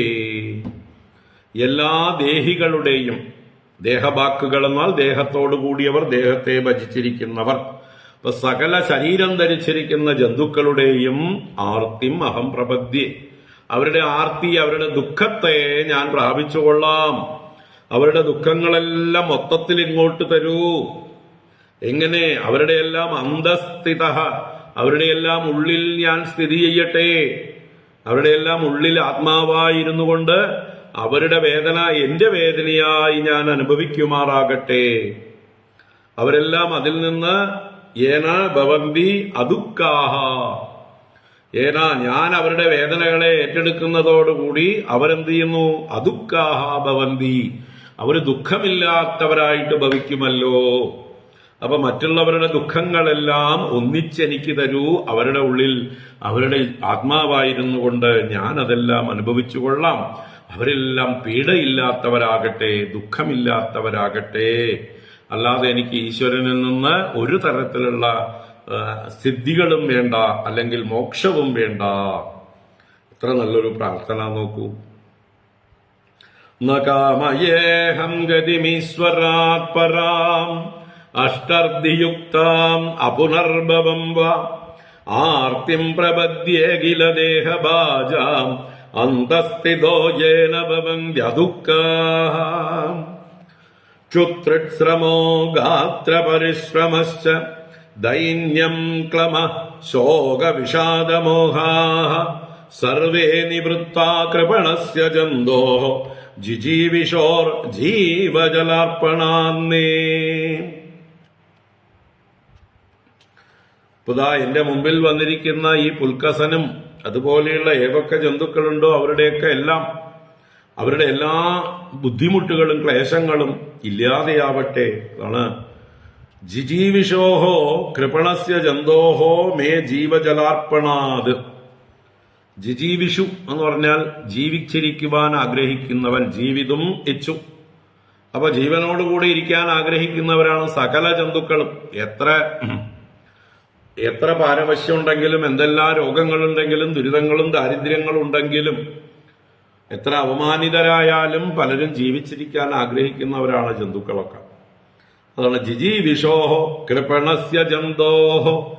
ദീനന്മാരായ ജന്തുക്കൾക്ക്, ജന്തുവിന് മേ ജീവജലാർപ്പണാത്, എന്റെ ജീവജലമാണിത്. ഞാൻ കുടിക്കാൻ പോകുന്നത് എന്റെ ജീവനെ നിലനിർത്താൻ വേണ്ടിയിട്ടുള്ള ജലമായിരുന്നു. പക്ഷെ ഞാൻ ഇതിനെ അർപ്പിക്കുകയാണ്. ഞാൻ ജീവിച്ചില്ലെങ്കിലും കുഴപ്പമില്ല. ജിജീവിഷുക്കളായിരിക്കുന്നവർ ജീവിച്ചിരിക്കട്ടെ, അവർക്ക് ഞാനിത് കൊടുക്കുകയാണ്. അപ്പൊ എന്റെ ജീവജലാർപ്പണം കൊണ്ട് എന്ത് ചെയ്യണം? അവരുടെ ക്ഷുത്രിട്ട് ശ്രമഃ, ക്ഷുത്ത് തൃഷ്ണ ശ്രമം, ക്ഷുത്ത് വിശപ്പ്, തൃട്ട് ദാഹം, ശ്രമഃ അവരുടെ ക്ഷീണം. അപ്പോ അതിന്റെയൊക്കെ വിശപ്പും ദാഹവും കൊണ്ടുള്ളതായിട്ടുള്ള ക്ഷീണം, ക്ഷുത്രിത് ശ്രമഃ, ഗാത്രപരിശ്രമഃ ച, ശരീരത്തിലെ വേദനകൾ, ഗാത്രത്തിലെ ക്ഷീണങ്ങൾ, ക്ലേശങ്ങൾ എല്ലാം. അതുപോലെ ദൈന്യം, അവരുടെ ആ ഒരു ദീനമായിട്ടുള്ള ഭാവം, ക്ലമഃ അവരുടെ തളർച്ച, ശോകവിഷാദ മോഹാഹ അവരുടെ ശോകം, അവരുടെ മോഹം, അവരുടെ വിഷാദങ്ങൾ, ഇതെല്ലാം തന്നെ സർവേ നിവൃത്താ ഭവേയുഹു, എല്ലാറ്റിൽ നിന്നും നിവൃത്തങ്ങളായി ഭവിക്കട്ടെ അവര്. അപ്പോ ഞാൻ കൊടുക്കുന്ന ഈ ജീവജലാർപ്പണം കൊണ്ടും എന്റെ പ്രാർത്ഥന കൊണ്ടും ഞാൻ അവരുടെ ഉള്ളിലിരുന്നുകൊണ്ട് അവരുടെ ദുഃഖങ്ങളെല്ലാം അനുഭവിച്ചുകൊള്ളാം. എല്ലാം എനിക്ക് തരൂ. അവരുടെ എല്ലാ ക്ലേശങ്ങളും നിവൃത്താ ഭവേയുഹു, നിവൃത്തങ്ങളായി ഭവിക്കുമല്ലോ ഞാൻ ഏറ്റെടുത്താൽ. അതിനുവേണ്ടി ഞാൻ ഏറ്റെടുക്കാൻ തയ്യാറാണ്. എല്ലാം എനിക്ക് തരൂ, എനിക്ക് തരൂ, അവരുടെ ദുഃഖങ്ങളെല്ലാം എനിക്ക് തരൂ എന്ന് പ്രാർത്ഥിക്കുന്ന ഒരു മഹാനായ രാജാവ് രന്തിദേവൻ ഈ പൂരുവംശത്തില്, ഭരതവംശത്തിലാണ് ഉണ്ടായത് എന്ന് പറഞ്ഞു തരികയാണ്. അപ്പോ ഇവരെക്കുറിച്ചൊക്കെയല്ലേ നമ്മൾ അഭിമാനിക്കേണ്ടത്? ഇങ്ങനെയുള്ള പൂർവീകന്മാരുടെ നാടാണ് നമ്മുടെ ഭാരതം. നമുക്ക് ഇങ്ങനെയുള്ള കഥകൾ വേറെ എവിടെയും കിട്ടില്ല. എത്രയും ഇത്രയും ഈശ്വരനെ എല്ലാറ്റിലും കണ്ടുകൊണ്ട് തന്റെ സർവസ്വവും തന്റെ ജീവന് വേണ്ടതായിട്ടുള്ള വെള്ളം പോലും, അവസാന തുള്ളി വെള്ളം തനിക്ക് കുടിക്കാനുള്ളത് പോലും മറ്റുള്ളവരുടെ ദുഃഖം തീർക്കാനായിട്ട് കൊടുക്കുന്ന ഇങ്ങനെയുള്ള ദാനശീലന്മാർ ഏത് ദേശത്തുണ്ട്, ഏത് കഥകളിലുണ്ട്? ഏതെങ്കിലും ബൈബിൾ കഥകളിലോ ഏതെങ്കിലും ഖുർആൻ കഥകളിലോ ഉണ്ടോ ഇത്രയും വലിയ ത്യാഗത്തിന്റെ കഥകൾ? ഇതിനോട് 7 അയലത്ത് നിർത്താനുള്ള കഥകളുണ്ടോ? ശിബി ചക്രവർത്തിയുടെ ദാനത്തിന്റെ കഥകളുടെ അടുത്തുണ്ടോ? അഭയം കൊടുക്കുന്ന ശിബി ചക്രവർത്തിയുടെ ദാനത്തിന്റെ അടുത്ത് നിർത്താനുള്ള വല്ല കഥകളുമുണ്ടോ? ദധീജി മഹർഷി തന്റെ അസ്ഥികളെ തന്നെ ഇന്ദ്രന് ദാനം ചെയ്ത അത്രയും വലിയ ആ മഹാത്മാവിന്റെ അടുത്ത് നിർത്താൻ വല്ലവരും ഉണ്ടോ? അപ്പൊ ഇതൊക്കെ മറന്നുകൊണ്ടാണ്, ഇതിനെക്കുറിച്ചൊന്നും അറിയാതെയാണ് മൂഢന്മാരായ ജന്തുക്കൾ, ഹിന്ദുക്കൾ എന്ന പേരും പറഞ്ഞ് മറ്റു മതസ്ഥരുടെ കഥകള്, എന്തൊക്കെയോ പൊട്ടക്കഥകൾ കേട്ട് കഴിയുമ്പോഴേക്കും അതാണ് വലുത് എന്ന് വിചാരിച്ചു കഴിയുന്നു. അതിൻ്റെയൊക്കെ എത്രയോ ഇരട്ടിയായിട്ടുള്ള, എല്ലാറ്റിലും ഈശ്വര ദർശനത്തോടു കൂടിയ ഈ മഹത്തായിട്ടുള്ള കഥകളാണ് നമ്മൾ കുട്ടികളെ പഠിപ്പിക്കേണ്ടത്. ഇതിൽ അഭിമാനമുള്ളവരായിട്ടാണ് നമ്മുടെ കുട്ടികൾ വളരേണ്ടത്. ഇത് പഠിച്ചില്ലെങ്കിൽ അവരെ മറ്റുള്ളവർ മറ്റുള്ളത് പലതും പഠിപ്പിക്കും. എന്നിട്ട് നമ്മളെ നിന്ദിക്കുകയും അവരെ പുകഴ്ത്തുകയും ചെയ്യുന്ന ആ മതം മാറ്റത്തിലേക്ക് അവർ നയിക്കപ്പെടും. അങ്ങനെ നമ്മുടെ കുട്ടികൾ മതം മാറാതിരിക്കാൻ ഇതുപോലെയുള്ള ത്യാഗത്തിന്റെ കഥകളൊക്കെ അവർക്ക് പറഞ്ഞു കൊടുക്കുക. ഇതാണ് പറഞ്ഞു കൊടുക്കേണ്ടത്. അതുപോലെ നമ്മളും ഓരോരുത്തരും ഈ പ്രാർത്ഥന നമ്മുടെ ഉള്ളിൽ അല്പമെങ്കിലും തട്ടട്ടെ. നമ്മുടെ മുമ്പിൽ ദീനരായിട്ട് വന്ന് കഷ്ടപ്പാടുകൾ പറയുന്ന ആളുകൾക്ക് എന്തെങ്കിലും ചെറിയ സഹായമെങ്കിലും കൊടുക്കാനുള്ള മനസ്സ് നമ്മുടെ ഉള്ളിൽ ഉണ്ടാവട്ടെ. നമുക്ക് ചെയ്യാൻ കഴിയട്ടെ. നമ്മൾ എന്തിനൊക്കെയോ ദൂർത്തടിച്ചുകൊണ്ട് നമ്മൾ പൈസ ചെലവാക്കി കളയണം. നമ്മുടെ കുട്ടികൾ എന്ന് പറയുന്ന കുട്ടികൾക്ക് ദൂർത്തടിക്കാനും അവരെ നശിപ്പിക്കാനുമായിട്ട് നമ്മൾ എത്രയോ ചെലവാക്കുന്നു. അവർക്ക് വേണ്ടി ഐസ്ക്രീം വാങ്ങിക്കുന്ന പൈസ പോലും മറ്റുള്ളവർക്ക് എന്തൊക്കെയോ ഉപകാരത്തിന് പെടും. അവർക്ക് വേണ്ടി കളിപ്പാട്ടങ്ങൾ വാങ്ങിക്കുന്ന പൈസ ഉണ്ടെങ്കിൽ മറ്റുള്ളവർക്ക് എത്രയോ നല്ല കാര്യങ്ങൾ, അവരുടെ ആത്മഹത്യയിൽ നിന്ന് അവരെ പിന്തിരിപ്പിക്കാൻ കഴിഞ്ഞു എന്ന് വരും. ചിന്തിക്കുക.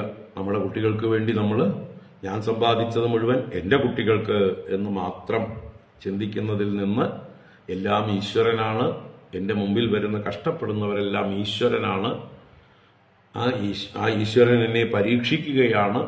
ഞാൻ ഈശ്വരന് വല്ലതും കൊടുക്കാൻ മനസ്സുള്ളവനാണോ എന്ന് ഈശ്വരൻ എന്നെ പരീക്ഷിക്കുകയാണെന്ന് വിചാരിച്ചുകൊണ്ട് എന്തെങ്കിലും സഹായങ്ങൾ ചെയ്യാനുള്ള മനസ്സ് എല്ലാവർക്കും ഉണ്ടാകട്ടെ.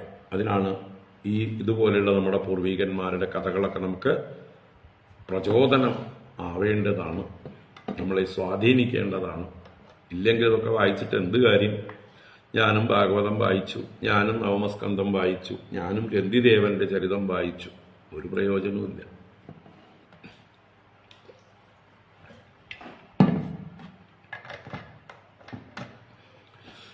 എനിക്ക് രന്തിദേവന്റെ കഥ തിരിച്ചും മറിച്ചും പറയാൻ അറിയാം.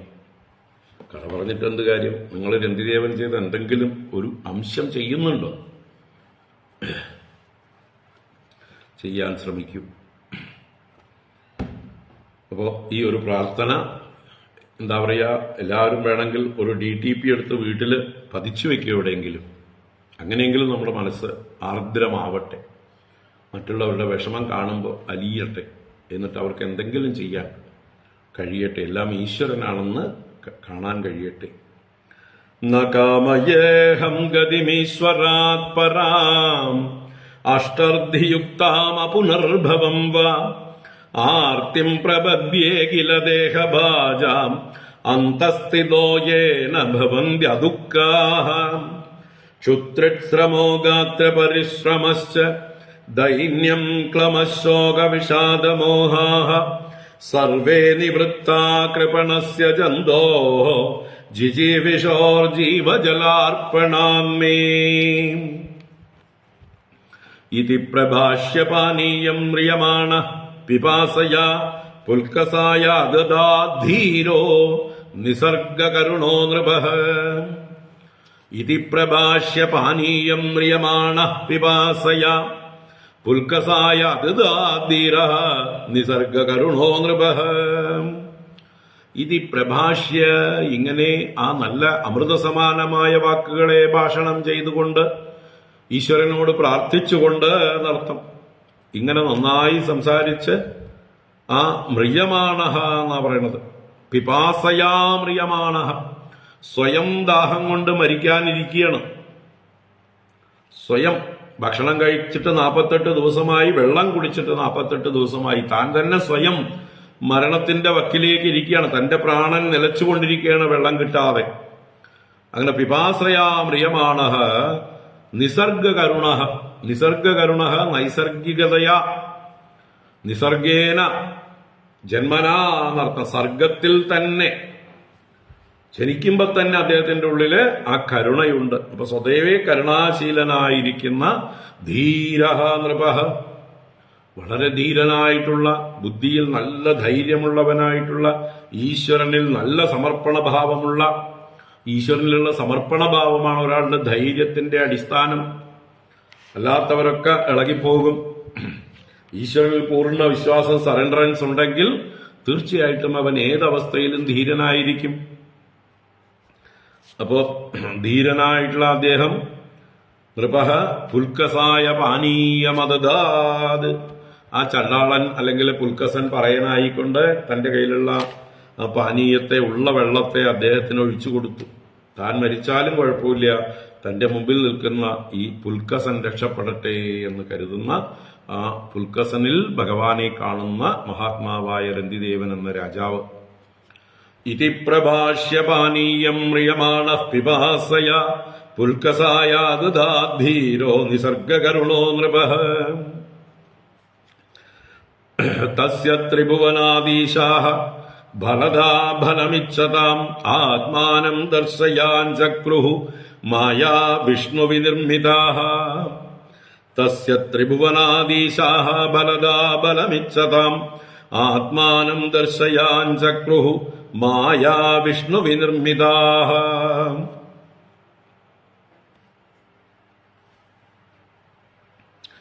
അങ്ങനെ രന്തിദേവന്റെ ഈ പറഞ്ഞ നന്മകളെ, ഗുണങ്ങളെ മുഴുവൻ പരീക്ഷിക്കുവാൻ വേണ്ടി ഭഗവാനാൽ നിർമ്മിക്കപ്പെട്ട മായയാണിതെല്ലാം. ഈ വന്ന 4 പേരും ഭഗവാന്റെ തന്നെ മായ കൊണ്ട് വന്നവരാണ്. ഭഗവാൻ തന്നെയാണ് വന്നത്. ബ്രാഹ്മണ രൂപത്തിലും വൃഷള രൂപത്തിലും മറ്റ് ചണ്ടാള രൂപത്തിലും നായ്ക്കളുടെ രൂപത്തിലും ഈ പുൽക്കസന്റെ രൂപത്തിലും വന്നത് വിഷ്ണുവിനിർമ്മിതമായ, വിഷ്ണുവിനാൽ നിർമ്മിക്കപ്പെട്ട മായ. ഭഗവാൻ ഈ രന്തിദേവനെ പരീക്ഷിക്കുവാൻ വേണ്ടി പ്രയോഗിച്ചതാണ്.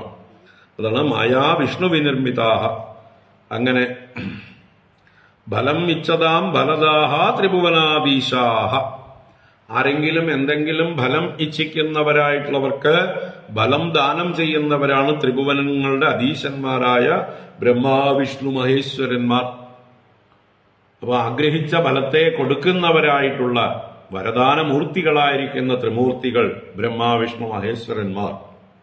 ത്രിഭുവനാദീശാഹ തസ്യ ആത്മാനം ദർശയാൻ ചക്രുഹു. തസ്യ രന്തിദേവസ്യ, ആ രന്തിദേവന് ആത്മാനം അവരവരെ തന്നെ ദർശയാൻ ചക്രുഹു ദർശനം കൊടുത്തു എന്നാ. അപ്പൊ ത്രിമൂർത്തികൾ ഈ ദേഹത്തിന്റെ മുമ്പിൽ പ്രത്യക്ഷരായി എന്നാ. അദ്ദേഹത്തെ അനുഗ്രഹിക്കാനായിക്കൊണ്ട് അദ്ദേഹം പരീക്ഷയിൽ വിജയിച്ചു. അതുകൊണ്ട് അവര് 3 പേരും അവിടെ പ്രകടമായി. സവൈ തേഭ്യോ നമസ്കൃത്യ നിസ്സംഗോ വിഗതസ്പൃഹഃ വാസുദേവേ ഭഗവതി ഭക്ത്യാ ചക്രേ നമഃ പരം. സവൈ തേഭ്യോ നമസ്കൃത്യ നിസ്സംഗോ വിഗതസ്പൃഹഃ വാസുദേവേ ഭഗവതി ഭക്ത്യാ ചക്രേ നമഃ പരം. ആ സവൈ, അവൻ തന്നെ, ആ ധീരനായ രന്തിദേവൻ, നിസ്സംഗഃ, ഒരു സംഘവും കൂടാതെ, ഒരു തരത്തിലുള്ള ആസക്തിയും ഒന്നിലുമില്ലാത്തവനായിട്ട്, വിഗതസ്പൃഹ, ഒന്നിലും കൊതിയില്ലാത്തവനായിട്ട്, സ്പൃഹ ഒട്ടൽ ഒന്നിലുമില്ലാത്തവനായിട്ട്, തേഭ്യഃ നമസ്കൃത്യ, ആ വന്ന 3 പേർക്കായി കൊണ്ട് നമസ്കാരത്തെ ചെയ്തു. ത്രിമൂർത്തികൾക്ക് നമസ്കാരം ചെയ്തു.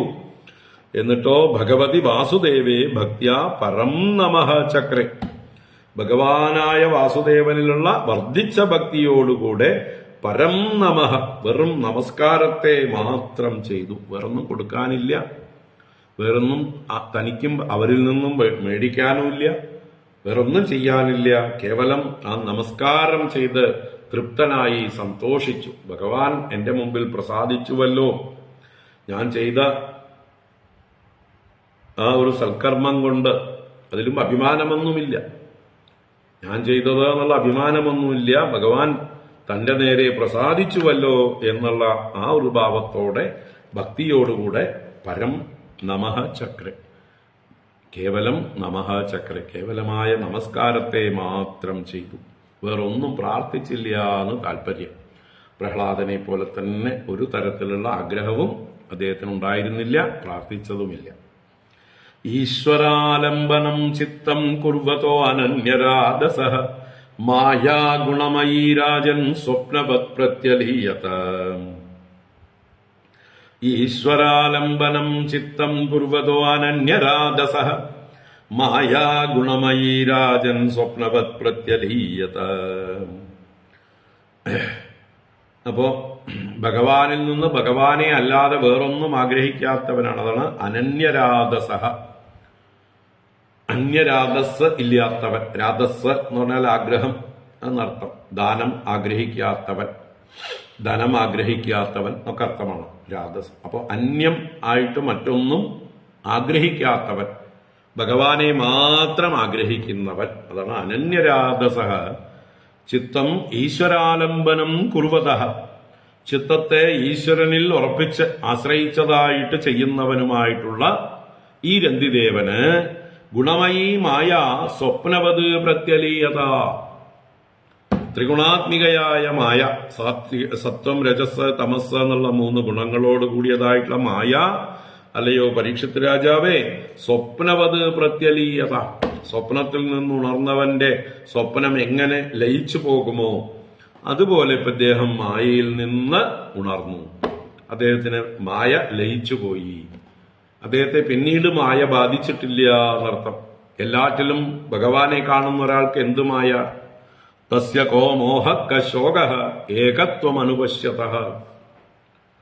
ആ ഏകത്വം അനുപശ്യതഃ, എല്ലാറ്റിലും ഏകമായിരിക്കുന്ന സത്യത്തെ ദർശിക്കുന്ന ഒരാൾക്ക് തസ്യ കോ മോഹ ക ശോകഃ, മായാകാര്യങ്ങളായ ശോകമോഹങ്ങളെല്ലാം എവിടുന്ന്? അവൻ അവിദ്യയില്ല, അജ്ഞാനമില്ല, അജ്ഞാന കാര്യമായിട്ടുള്ള ശോകമോ മോഹമോ ഇല്ല.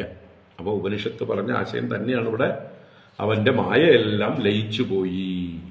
സ്വപ്നത്തിൽ നിന്നുണർന്നവനെ പോലെ അദ്ദേഹം ഒരു ജ്ഞാനിയായി, എല്ലാറ്റിലും ഈശ്വരനെ, ഏകത്വത്തെ ദർശിക്കുന്ന മഹാത്മാവായി തീർന്നു. ഈശ്വരാലംബനം ചിത്തം കുർവതോ അനന്യരാധസഃ മായാഗുണമയീ രാജൻ സ്വപ്നവത് പ്രത്യലീയതാം.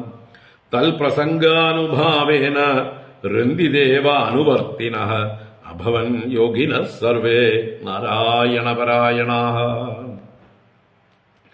തൽപ്രസംഗാനുഭാവേന രന്തിദേവാനുവർത്തിനഃ അഭവൻ യോഗിനഃ സർവേ നാരായണപരായണാഃ. തൽപ്രസംഗ അനുഭാവേന, അദ്ദേഹത്തോടുള്ള പ്രസംഗം, രന്തിദേവനുമായിട്ടുള്ള ചേർച്ച, അതിന്റെ അനുഭാവം, അതിന്റെ മാഹാത്മ്യം. അപ്പൊ രന്തിദേവന്റെ നാട്ടിലുള്ള ജനങ്ങളൊക്കെ രന്തിദേവനുമായിട്ടുള്ള സത്സംഗം ഹേതുവായിട്ട് അതിന്റെ മാഹാത്മ്യം കൊണ്ട്, അതിന്റെ പ്രഭാവം കൊണ്ട് രന്തിദേവ അനുവർത്തിനഃ സർവേ, രന്തിദേവനെ അനുവർത്തിക്കുന്ന എല്ലാവരും തന്നെ യോഗിനഃ, യോഗികളായി തീർന്നു. നാരായണപരായണാഃ അഭവൻ, ആ നാരായണനെ തന്നെ ആശ്രയിക്കുന്നവരായി ഭവിച്ചു. അപ്പൊ എല്ലാവരും ഈ രന്തിദേവനെ അനുകരിക്കുന്ന, രന്തിദേവനാൽ പ്രചോദിതരായ, രന്തിദേവനുമായി സംഘം ചെയ്യുന്ന ആളുകൾ പോലും നാരായണപരന്മാരും യോഗികളുമായി ഭവിച്ചു എന്ന് പറഞ്ഞാൽ, അപ്പൊ പിന്നെ രന്തിദേവന്റെ കാര്യം പറയേണ്ടതുണ്ടോ? കിമു വക്തവ്യം? കൈമുദിക ന്യായേന ചോദിക്കുന്ന ചോദ്യമാണിവിടെ. അദ്ദേഹത്തെ ആശ്രയിച്ച, അല്ലെങ്കിൽ അദ്ദേഹത്തെ പിന്തുടർന്ന അനുയായികളായ, അനുവർത്തികളായ ആളുകൾ പോലും നാരായണപരായണന്മാരും യോഗികളുമായി തീർന്നുവെങ്കിൽ പിന്നെ പറയേണ്ടതുണ്ടോ രന്തിദേവന്റെ കാര്യം എന്നാണ്. അപ്പൊ ഈ രന്തിദേവന്റെ കഥ കേൾക്കുന്ന നമ്മൾ ഓരോരുത്തരും അല്പമെങ്കിലും ആ രന്തിദേവന്റെ ഗുണം നമുക്കുണ്ടാവണം എന്ന് സങ്കല്പിക്കുക, പ്രാർത്ഥിക്കുക. അല്പാൽപമായിട്ട് അത് നമ്മളിൽ വന്ന് നിറയട്ടെ, രന്തിദേവനെ പോലെ ആവട്ടെ. അല്പാൽപമായിട്ട് നിറയട്ടെ.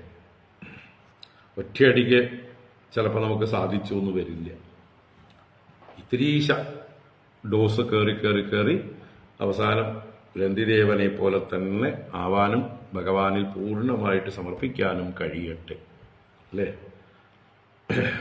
അല്ല അതൊക്കെ കേട്ടിട്ട് അയ്യോ നമ്മളെ കൊണ്ടാവില്ല, നമുക്ക് ഭാഗവതം നിർത്തുന്നതാണ് നല്ലത്, ഈ ജ്ഞാനഗംഗയിലൊന്നും ഇനി കുളിക്കണ്ട എന്ന് ആരെങ്കിലും തീരുമാനിക്കുകയാണെങ്കിലോ സന്തോഷം, അല്ലേ? അവരെ ഭഗവാൻ രക്ഷിക്കട്ടെ. ചിലർക്ക് പേടിയാവും, അയ്യോ സ്വാമി ഇങ്ങനെയൊക്കെ പറഞ്ഞു കഴിഞ്ഞാൽ ഞങ്ങൾ എന്താ ചെയ്യുക എന്നൊക്കെ ചിന്തിച്ചാൽ രക്ഷപ്പെട്ടോളൂ. ഭാഗവതം കേട്ടുകഴിഞ്ഞാൽ അങ്ങനെയൊക്കെ ചിലപ്പോൾ മാറ്റം വന്നാലോ, ആള് മാറിയാലോ. ഇപ്പൊ നമുക്ക് ഇനി ഈ വംശം, പൂരുവംശം, ഭരതന്റെ വംശം വർണ്ണിക്കുന്നുണ്ട്, തുടരുന്നുണ്ട്. അത് നമുക്ക് അടുത്ത വൈകുന്നേരം നോക്കാം. വേഗം തീരുന്നതേ ഉള്ളൂ, കഥയൊന്നുമില്ല, ആളുകളുടെ പേരുകളേ ഉള്ളൂ. 10-20 ശ്ലോകങ്ങൾ, 18 ശ്ലോകങ്ങളിൽ കുറേ ആളുകളുടെ പേര് നമുക്ക് വൈകുന്നേരം നോക്കാം. ഇന്നിപ്പോൾ സമയമായി. ഓം കായേന വാചാ മനസേന്ദ്രിയൈർവാ ബുദ്ധ്യാത്മനാ വാ പ്രകൃതേ സ്വഭാവാത് കരോമി യദ്യത് സകലം പരസ്മൈ നാരായണായേതി സമർപ്പയാമി. ഓം ശാന്തി ശാന്തി ശാന്തി. ഹരി ഓം ശ്രീ ഗുരുഭ്യോ നമഃ. ഹരി ഓം. നാരായണ. ഹരി ഓം.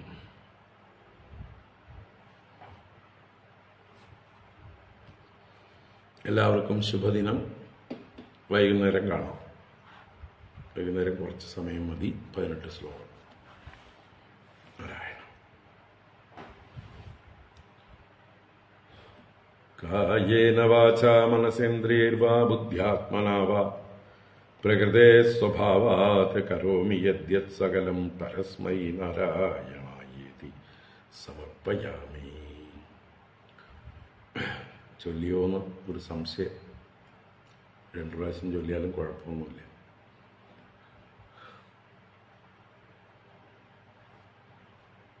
ഹരിയോ.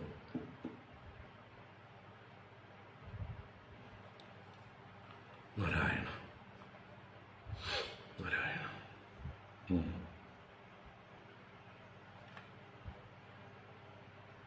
ഹരിയോ. വൈകുന്നേരം കാണാം.